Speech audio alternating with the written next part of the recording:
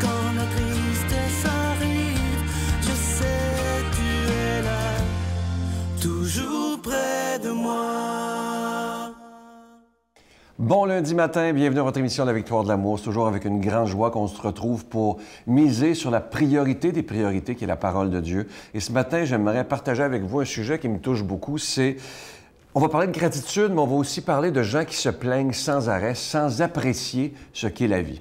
Je vous donne des chiffres que j'ai vérifiés juste avant d'enregistrer. Vous savez que l'espérance de vie au Canada, présentement, pour les hommes, elle est de 80,8 ans, et pour les femmes, 84,5. Je ne sais pas l'âge que vous avez, ceux qui m'écoutez ce matin, mais j'aimerais vous poser une question. Combien de printemps vous reste-t-il à savourer, à apprécier, à vivre? Et calculez-le bien, si on vit selon la moyenne. Et au lieu de... J'entends trop souvent des gens parfois chialer, se plaindre sans arrêt, sur tout et sur rien, au lieu de regarder ce qu'il y a de beau et de grand dans la vie. Et lorsqu'on réalise, et un jour, quand je réalisais ça, en disant, il me reste combien de printemps à vivre? Est-ce que je vais les passer en chialant, en critiquant tout et rien autour de moi, ou je vais croquer dans la vie, ou je vais savourer chaque seconde qui passe? Et lorsqu'on se rend compte que la vie, c'est un don, que la vie, c'est un cadeau, notre attitude change complètement. Parce que des gens, on les voit vivre, on les entend parler, on dirait qu'ils vont vivre 4000 ans.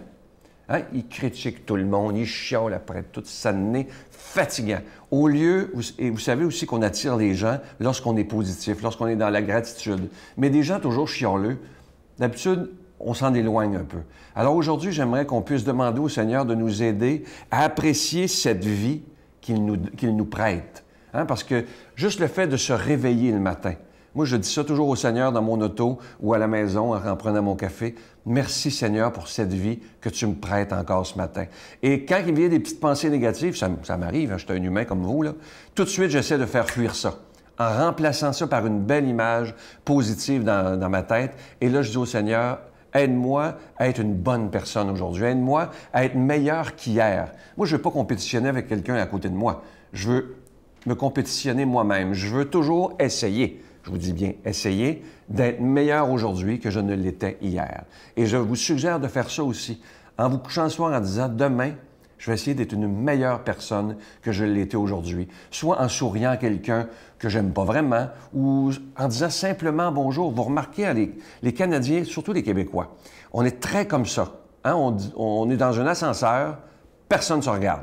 On regarde tout le numéro puis on attend que ça finisse. Au lieu de dire bonjour, les Américains, si vous êtes allé un peu aux États-Unis, c'est toujours good morning. Il y a toujours un bonjour. Nous, on dirait qu'on a peur. Je ne sais pas ce qu'on va attraper, mais l'ascenseur, c'est le meilleur exemple. On regarde dans les airs. Au lieu de dire juste un bonjour à quelqu'un qui est à côté de nous, on est des humains. On est tous des frères et des sœurs.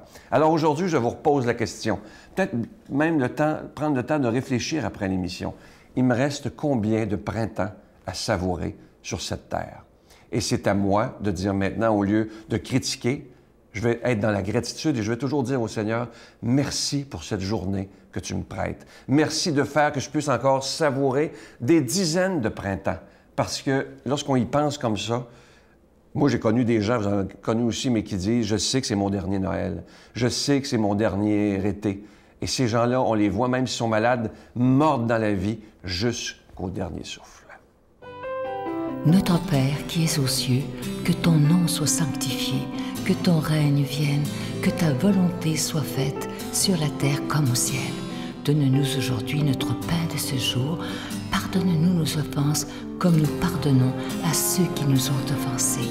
Ne nous laisse pas entrer en tentation, mais délivre-nous du mal, car c'est à toi qu'appartient le règne, la puissance et la gloire pour les siècles des siècles. Amen. La Victoire de l'amour présente Approfondir sa foi, découvrir Jésus, vrai homme, vrai Dieu.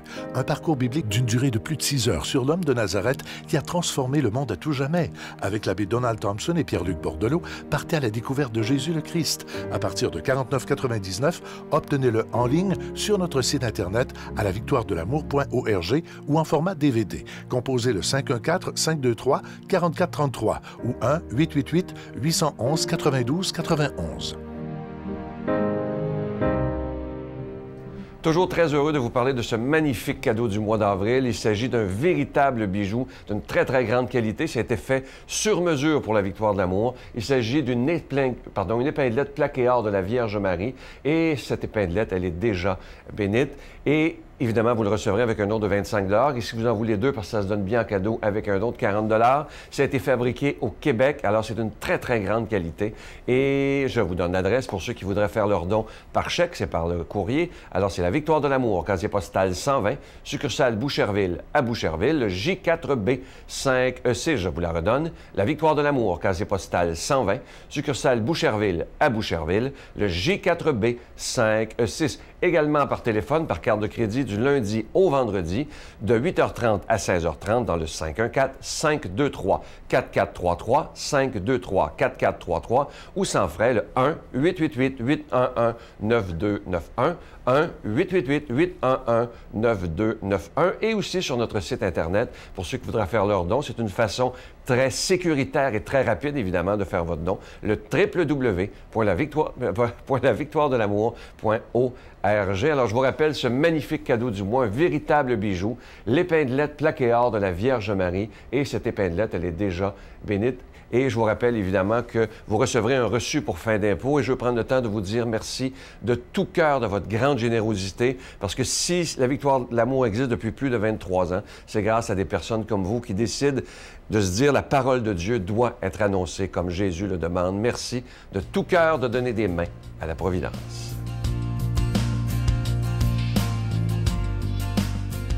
Mon Dieu, donnez-moi la sérénité d'accepter les choses que je ne peux changer, le courage de changer les choses que je peux et la sagesse d'en connaître la différence.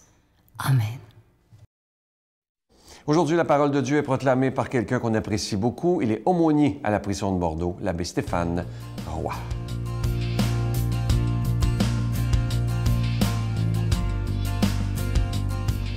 Bonjour à toi aujourd'hui, bon lundi matin. Évangile de Jésus-Christ selon saint Jean. Le lendemain, la foule restée sur l'autre rive se rendit compte qu'il n'y avait eu là qu'une seule barque et que Jésus n'y était pas monté avec ses disciples, qui étaient partis sans lui. Cependant, d'autres barques venant de Tibériade étaient arrivées près de l'endroit où l'on avait mangé le pain après que le Seigneur eut rendu grâce. Quand la foule vit que Jésus n'était pas là, ni ses disciples, les gens montèrent dans les barques et se dirigèrent vers Capharnaüm à la recherche de Jésus. L'ayant trouvé sur l'autre rive, ils lui dirent « Rabbi, Maître, quand es-tu arrivé ici? » Jésus leur répondit « Amen, amen, je vous le dis, vous me cherchez non parce que vous avez vu des signes, mais parce que vous avez mangé de ces pains et que vous avez été rassasiés. Travaillez non pas pour la nourriture qui se perd, mais pour la nourriture qui demeure jusque dans la vie éternelle, celle que vous donnera le Fils de l'homme, lui que le Père a marqué de son sceau. » Ils lui dirent alors, « Que devons-nous faire pour travailler aux œuvres de Dieu? » Jésus leur répondit, « L'œuvre de Dieu, c'est que vous croyiez en celui qui l'a envoyé. » Eh bien, mes chers amis, cet évangile est extraordinaire parce que c'est un évangile de vie. Et pourquoi je dis cela? Bien, c'est parce que c'est un évangile en mouvement. Si vous voyez, eh bien, il y a du mouvement dans cette page d'évangile. Et la vie, c'est très loin d'être statique, mais c'est dynamique. Ça nous fait cheminer. Ça nous fait avancer. Avancer, c'est toujours cheminer. C'est toujours grandir. Une des choses qui me frappe dans cet évangile, c'est cette constatation. Jésus n'était pas là. Bien évidemment, dans la vie terrestre de Jésus, de ce Dieu qui s'est fait homme, qui a voulu s'incarner dans l'espace et le temps, eh bien, il est bien évident que Jésus était à un endroit à la fois, Bethléem, Nazareth, Jérusalem, Béthanie, et qu'il pouvait être soit avec des foules, ou avec ses disciples, ou avec une personne en particulier, rappelle-toi la Samaritaine ou Nicodème. Mais dans nos vies en nous, il peut parfois nous arriver d'avoir le sentiment que Jésus n'est pas là. Il peut parfois nous arriver d'avoir le sentiment que Dieu est absent. Et ce que les mystiques parfois, eh bien, définissent comme l'abandon de Dieu. comme s'il y avait eu un retrait volontaire de Dieu dans nos vies. C'est paradoxal quand on sait que dans le prophète Jérémie, Dieu dit, même si une femme viendrait-elle à oublier son fils, son bien-aimé, moi jamais je ne t'oublierai. Et d'un autre côté, eh bien, il y a cette phrase où Dieu, il est dit à maintes reprises dans la Bible, spécialement dans le cantique de Marie, le Magnificat, Dieu résiste aux superbes. Il retire sa grâce aux orgueilleux. C'est paradoxal. Et qu'est-ce que ça veut dire? C'est que le Seigneur, comme dans le Cantique des Cantiques, aime d'une certaine manière jouer avec nous le jeu de l'amour. C'est qu'il, si tu te rappelles, il séduit la bien-aimée, séduit l'épouse et séduit la fiancée. Et comme la fiancée vient pour le prendre, eh bien, le bien-aimé s'éloigne un peu. Pas pour l'écœurer, pas pour la niaiser, mais pour la faire avancer, pour la faire cheminer, pour l'amener là où il veut l'amener. C'est dans les sommets de l'amour. Et c'est cela l'autre rive. Ce n'est pas notre rive, mais c'est la rive de Dieu. Et Jésus veut nous y amener. Comme d'ailleurs, il veut nous amener, eh bien, à ne pas travailler que pour le pain, que pour les choses de cette terre, que les choses que l'on voit, les choses que l'on sent, mais les choses invisibles, pour l'amour, pour les valeurs du cœur, pour l'éternité, pour Dieu lui-même, pour la foi. Et voilà pourquoi, d'ailleurs, cette page d'Évangile se termine par cette invitation. Eh bien, l'œuvre de Dieu, c'est de croire. De croire en quoi? En qui? En celui qu'il a envoyé, en lui. Et comme il nous est difficile de croire en Jésus, de lui faire confiance, de nous abandonner à lui. Comme il nous est facile de vouloir réaliser notre propre salut. De croire en lui, mais lui dire « regarde-moi faire ». De lui faire confiance, mais dire « je suis capable ». Non, la foi est vraiment, eh bien, ce passage, cette Pâque, toujours à vivre.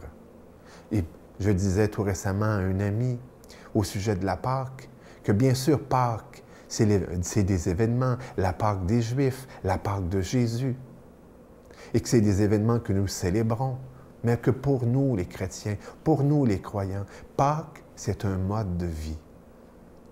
Pâques, c'est un cheminement, c'est un passage, toujours, de ce que nous sommes à ce que nous devons être. Et Jésus t'appelle à grandir. Jésus t'appelle à le chercher. D'ailleurs, il est dit qu'ils se mirent à chercher Jésus. On ne peut jamais être des satisfaits, nous les croyants. Voilà pourquoi je demande au Seigneur de te bénir aujourd'hui. Au nom du Père, du Fils et du Saint-Esprit. Amen. Je vous salue Marie, pleine de grâce. Le Seigneur est avec vous. Vous êtes bénie entre toutes les femmes, et Jésus, le fruit de vos entrailles, est béni. Sainte Marie, Mère de Dieu, priez pour nous pauvres pécheurs, maintenant et à l'heure de notre mort. Amen.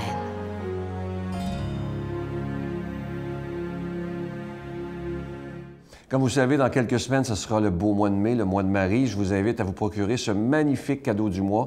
Il s'agit de cette belle épinglette de la Vierge Marie. C'est plaqué or, c'est vraiment d'une grande qualité. Et vous la recevrez, cette belle épinglette, avec un don de 25 $. Et si vous en voulez deux, parce que ça se donne bien en cadeau, c'est avec un don de 40 $. Et je vous rappelle que cette épinglette, elle est déjà bénite. Je vous souhaite une magnifique journée. Et comme d'habitude, je vous attends demain matin pour qu'on puisse ensemble miser sur la priorité des priorités, qui est la parole de Dieu. À demain. Bye. Donc je pense que les moments d'agacement et de friction sont importants, mais les disputes, contrairement à ce qu'on peut dire, ne sont pas obligatoires. Il y a une idée reçue qui traverse les générations, je ne sais pas comment. Hein. Ah oui, un couple qui ne se dispute pas, il ne s'aime pas. Oui. Ça, c'est international. Mais je ne sais pas d'où ça vient, ça se transmet de génération en génération.